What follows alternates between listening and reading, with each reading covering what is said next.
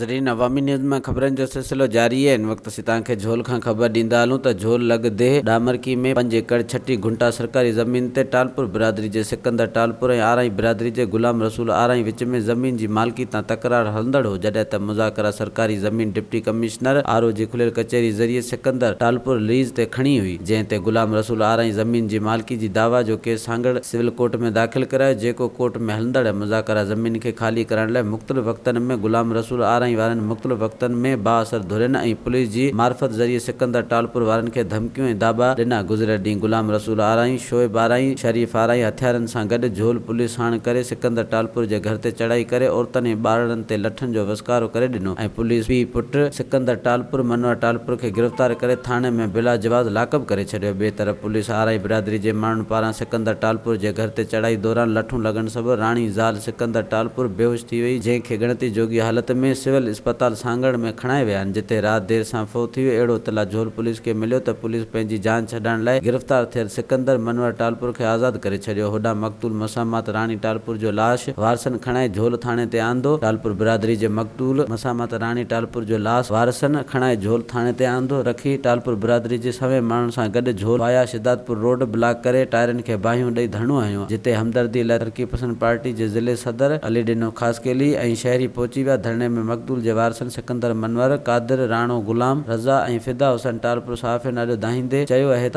जे बाअसर धुर जे ज़रिए झोल पुलिस गुलाम रसूल आराई धुर सां गॾिजी घरनि ते चढ़ाई करे औरतुनि ऐं ॿारनि ते लठनि जो वसकारो करे तशदुद कयो आहे। वधीक ख़बरनि ऐं तफ़सील जे लाइ विज़िट कयो असांजी वेबसाइट awamiNewsHD.com ऐं ॾिसंदा रहो अवामी न्यूज़ HD।